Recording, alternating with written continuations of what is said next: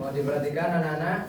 Assalamualaikum warahmatullahi wabarakatuh. Waalaikumsalam warahmatullahi wabarakatuh. Oke, gimana kabarnya kalian semua? Baik? Alhamdulillah, luar biasa. Allahu Akbar. Alhamdulillah, sehat semua ya. Jadi Bapak inginkan kalian untuk menjaga kesehatan. Kenapa? Di sini kan pada hari ini kan musimnya musim hujan.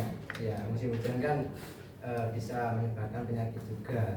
Jadi kita harus menjaga kesehatan, baik itu dari pola makan dan kebersihan lingkungan. Oke, sebelum kita memulai pembelajaran, marilah kita berdoa terlebih dahulu agar apa yang kita dapat pada hari ini bisa bermanfaat. Amin. Dan apa yang kita lakukan pada hari ini bisa bermanfaat bagi kita kalian semua. Baik, berdoa mulai. Bismillahirrahmanirrahim. Raditu billahi rabban wa bil islami dinan wa bi Muhammadin nabiyyan wa rasulan. Rabbi zidna ilma warzuqna fahma. Amin ya rabbal alamin. Baik, sebelum kita memasuki materi tentang najis dan tata cara bersuci, saya mau bertanya, kalian apakah sudah tahu apa itu najis? Belum ada yang tahu? Yakin? Oke. Jadi najis itu langsung saja ya. Jadi menurut pengertian najis itu berasal dari kata an-najaswatu atau an-najisu, yang berarti kotoran, menjijikkan, tidak bersih dan tidak suci, baik itu sifat hisiah maupun ma'nawiyah. Di sini ada yang tahu sifat hisiah maupun ma'nawiyah itu apa? Nggak ada yang tahu? Tahu. Oke. Jadi sifat najis hisiah itu adalah sifat najis yang bisa dilihat oleh panca indera manusia. Contohnya kotoran manusia, kotoran ayam, terus kotoran benar masuk akal, kotoran kucing dan lain sebagainya. Sedangkan najis ma'nawiyah itu adalah najis yang tidak bisa dilihat oleh panca indera manusia. Ya, benar. Tidak bisa dilihat oleh panca indera. Contohnya, ada yang tahu contohnya? Yang apa, Pak? Yang tidak bisa dilihat oleh panca indera, najis yang tidak bisa dilihat oleh panca indera. Apa ya? Ada yang tahu? Nggak ada. tahu. Contohnya itu adalah akidah kita. Akidah kan tidak bisa dilihat oleh panca indera. Contohnya sifat syirik dan kufur. Paham? Iri berarti juga masuk ya Pak? Ya, karena kan kotor dalam diri kita kan berupa kotor, sifat yang kotor. Kotor termasuk najis. Nah, pandai sih, mantap, kelas. Oke, dapat. Selanjutnya itu najis itu dapat disilakan berarti kotoran yang ada di badan atau pakaian kita, dan juga najis itu bisa menghalangi kita dalam sahnya ibadah kepada Allah Subhanahu wa taala. Dan juga apabila kita terkena najis itu wajib harus dibersihkan atau disucikan. Dari sini apakah sudah paham? Apa ada yang perlu ditanyakan? Paham, Pak? Paham. Oke, bang semua ya.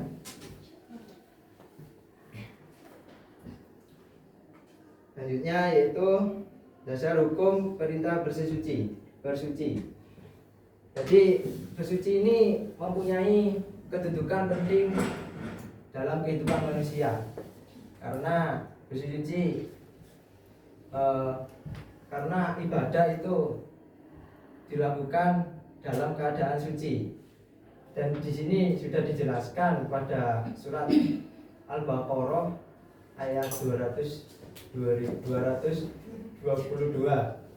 Di sini Bapak minta tolong pada anak-anak untuk membacakan ayat tersebut. Ada yang mau? Nah, silakan. Bismillahirrahmanirrahim. Benar. Oh, tahu dulu. A'udzubillahi minasyaitonirrajim. Bismillahirrahmanirrahim. Innallaha yuhibbut tawwabin wa yuhibbul mutatahhirin. Artinya, sesungguhnya Allah menyukai orang-orang yang bertaubat dan menyukai orang-orang yang mensucikan diri. Nah, baik. Jadi dari ayat di atas menjelaskan bahwa sesungguhnya Allah itu menyukai kebersihan dan menganjurkan untuk selalu menjaga kebersihan dan kesucian. Jadi kita sebagai muslim harus menjaga kebersihan dan kesucian kita agar kita terhindar dari penyakit yang kena kotoran penyakit yang disebabkan oleh najis tersebut. Oke, dari sini ada yang ditanyakan? Ada. Oke, lanjut. Sekarang macam-macam najis. Sebelum kita membahas macam najis, saya mau bertanya, ada berapakah macam-macam najis? Ada yang tahu? Tahu. Silakan. Ada 3. Ya. Apa saja? Najis mukhafafah, Yes. najis mutawasito, sama najis mubalaghah.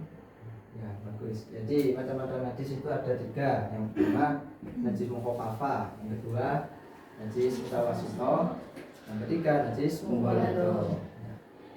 Jadi kita terlebih dahulu menjelaskan tentang najis mukhafafah. Najis mukhafafah itu adalah najis yang ringan. Contohnya, ada yang tahu? Contoh dari najis mukhafafah. Air kencing perempuan. Gimana? Bisa diulangi? Yang pertama, air kencing bayi laki-laki. Yang kedua, Air kencing perempuan yang masih minum ASI. Ya, betul sekali. Jadi contoh dari najis mukhafafah yaitu air kencing bayi laki-laki maupun perempuan yang masih minum ASI dan belum memakan sesuatu. Oke, selanjutnya macam-macam najis yang kedua yaitu najis mutawasito atau disebut najis sedang. Jadi najis mutawasito itu merupakan najis tengah-tengah antara dari najis mukhafafah dan najis mubalaghah. Najis mutawasito yaitu najis yang keluar dari kubur dan tubuh manusia kecuali air mani. Dan najis mutawasito ini mempunyai 2 jenis, yaitu najis mutawasito ainiyah dan najis mutawasito hukmiyah. Ada yang tahu najis mutawasito ainiyah itu apa? Nggak tahu. Oke, kalau nggak tahu saya jelaskan. Jadi najis mutawasito ainiyah itu adalah najis yang tampak oleh mata indera kita, yang terlihat. Contohnya yaitu najis mutawasito yaitu kencing laki-laki ataupun perempuan. Sedangkan najis hukmiyah yaitu najis yang tidak tampak. Contohnya seperti bekas. Jadi yang tidak nampak itu seperti bekas-bekas dari najis tersebut. Bisa dipahami? Ada yang mau bertanya? Ada. Oke. Lanjut ke contoh najis mutawasito. Di sini ada 2 contoh najis mutawasito. Yang pertama yaitu mazi, yaitu air yang keluar dari kelamin laki-laki dan perempuan. Contohnya, ciri-cirinya yaitu berwarna kuning-kuningan. Keluarnya itu biasanya bersamaan dengan syahwat atau kenikmatan dan terjadinya kepada orang yang sudah balik. Jadi keluar madi ini tidak bisa kalau anak tersebut tidak bisa keluar kalau anak tersebut belum balik. Yang kedua yaitu air wadi, yaitu najis yang keluar dari kemaluan laki-laki ataupun perempuan. Ciri-cirinya yaitu berwarna campuran putih, keruh, dan kental. Itu biasanya keluarnya saat kita dalam kondisi capek.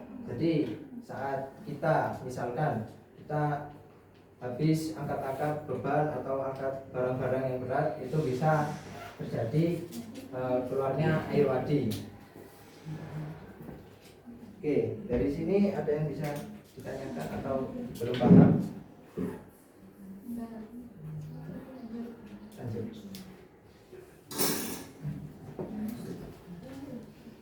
Oke, yang ketiga yaitu najis mughalladho. Najis mughalladho apa yang tadi? Najis yang berat. Ya benar, najis yang berat. Jadi najis mughalladho ini contohnya seperti air liur anjing dan babi. Dan apabila air liur kedua binatang tersebut, spermanya keduanya dan anak-anak dari hasil persilangan dengan hewan lainnya. Jadi misal nih ada orang yang ahli dalam persilangan hewan, misalkan dia meneliti atau mencoba dalam persilangan hewan anjing sama kucing, misalnya gitu ada kan. Nah itu kalau dikawinkan, itu hasilnya akan air liurnya itu akan haram atau najis mughalladho berat. Nah itu Pak, oke silakan. Ya, jadi tadi contoh dari najis mughalladho atau najis yang berat. Selanjutnya yaitu tata cara bersuci dari hadas dan najis. Jadi tata cara bersuci dari hadas dan najis ini mempunyai dua sifat, yaitu ainiyah dan hukmiyah. Apa tadi? Ainiyah dan hukmiyah. Ainiyah yang tampak, Ya. yang hukmiyah tidak tampak. Ya benar. Ada yang lagi? Ada yang mau menjawab lagi? Ainiyah sama hukmiyah itu apa maksudnya? Sudah, nggak ada. Sudah. Oke. Oke, yang pertama tata cara bersuci dari najis mukhaffafah atau najis ringan. Yaitu najis mukhaffafah ainiyah, najis yang tampak. Jadi yang pertama dibersihkan dulu sifatnya agar warna, bau dan rasa najis tidak kelihatan. Misal nih kalian terkena tai cicak, misalkan kena tai cicak, itu kan najis mukhaffafah. Nah, tahap pertama itu kalian harus membersihkan dulu sifatnya dari baunya, warnanya, dan rasanya. Ya, benar. Bukan rasa dia ya, dijilat itu enggak, tapi rasa tekstur. Nah, itu rasa tekstur. Jadi dibersihkan dulu. Misalkan dibersihkan sama kain bersih atau tisu. Terus kalau sudah ke tahap kedua itu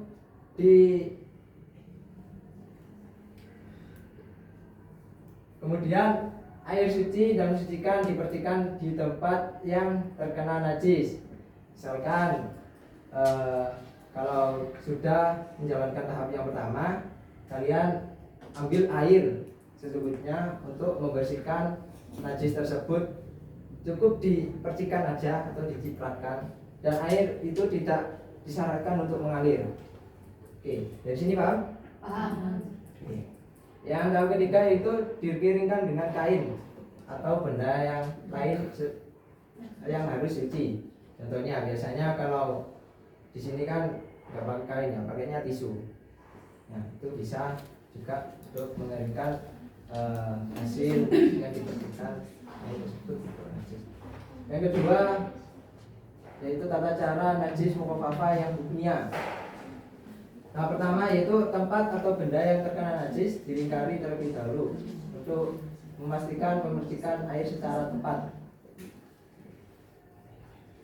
Jadi jika kalian terkena najis bekas-bekas itu, bekas dari najis mukhaffafah, Jadi kalian tahap pertama itu harus melingkari najis yang terkena harus melingkari terlebih dahulu tempat najis tersebut. Terus kemudian kalau sudah ditandai atau dilingkari, itu ambil air secukupnya, terus dipercikan ke tempat atau benda yang terkena najis. Dan air yang dipercikan harus mengenai seluruh yang dilingkari atau yang ditandai. Dari sini sudah paham? Ya, cuma bedanya najis hukumnya sama ilmiah ini cuma ditandai aja. Bedanya itu.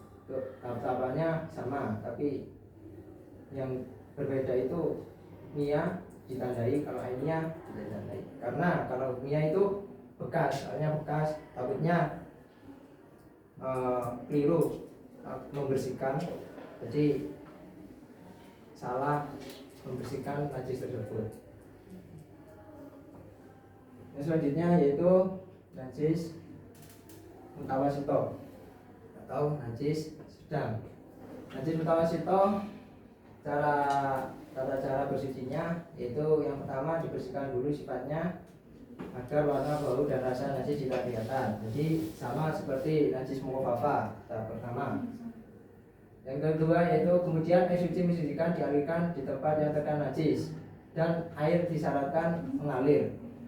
Di sini bedanya yaitu di najis mutawasito airnya itu harus mengalir. Dan yang ketiga yaitu dikeringkan dengan kain atau benda lain yang suci. Nah, seperti tadi contohnya yaitu kain atau tisu. Yang najis mutawasito punya sama dengan yang pertama, tapi bedanya ada ditandai. Contohnya yaitu tempat atau benda yang terkena najis dilingkari lebih dulu untuk memastikan percikan air tersebut secara tepat. Kemudian air suci dan mensucikan dialirkan ke tempat atau benda yang telah dilingkari. Yang ketiga dikeringkan dengan kain atau benda lain yang suci. Dari sini ada yang ditanyakan? Tidak ada. Yang lain? Nggak ada? Sudah paham semua ya? Oke, kalau sudah paham semua, saya lanjutkan.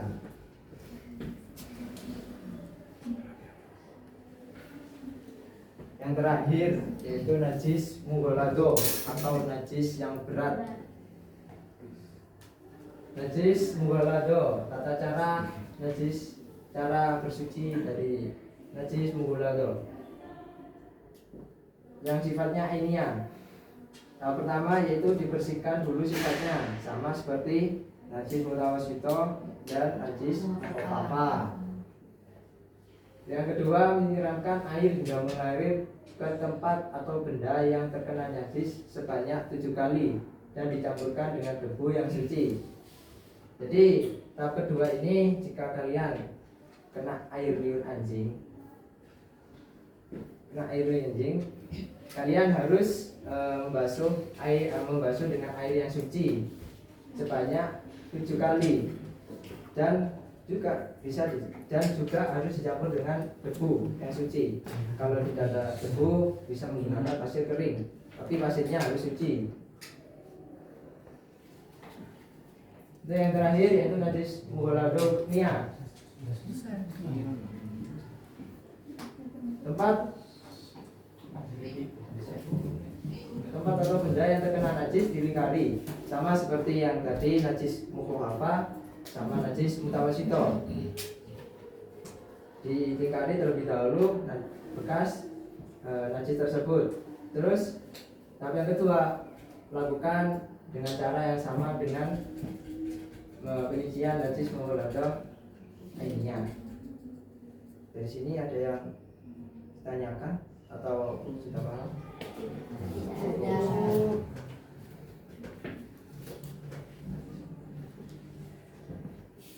Jadi sudah merah ya?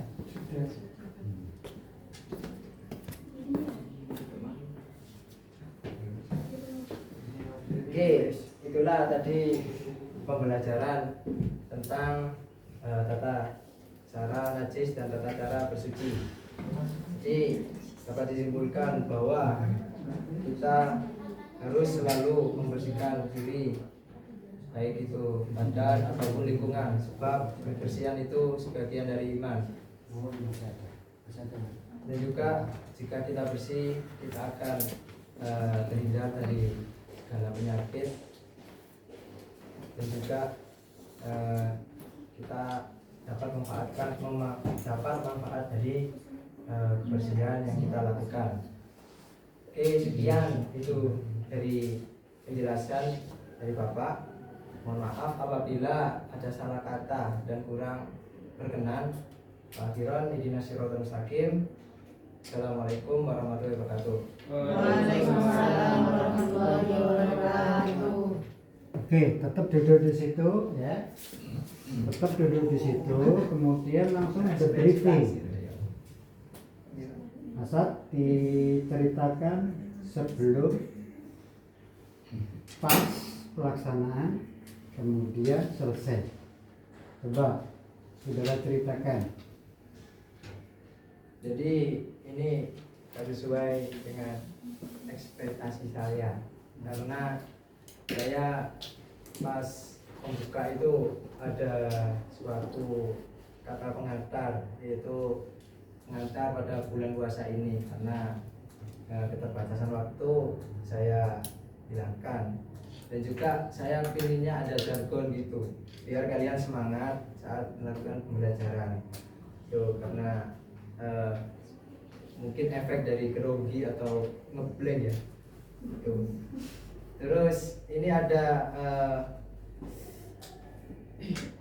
struktur yang belum tersampaikan, contohnya tujuan pembelajaran yang belum tercapai, yaitu mempraktekkan tata cara bersuci. Jadi kalian, saya minta tadi untuk tata cara bersuci, baik itu najis mutawasito dan sebagainya. Dan juga saya kepinginnya ada post-test itu atau evaluasi, karena ada waktu tidak memungkinkan, jadi tidak bisa dilaksanakan. Oke, cukup itu saja. Tidak cukup? Cukup. Oke, semuanya masuk.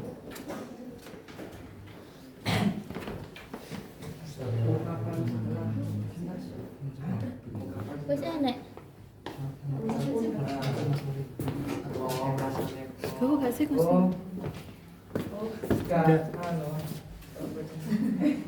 Masih belum puas. Ya, belum puas. Karena itu. Sudah? Sudah selesai? Jadi tampilannya saya belum puas dengan hasil kinerja saya tadi.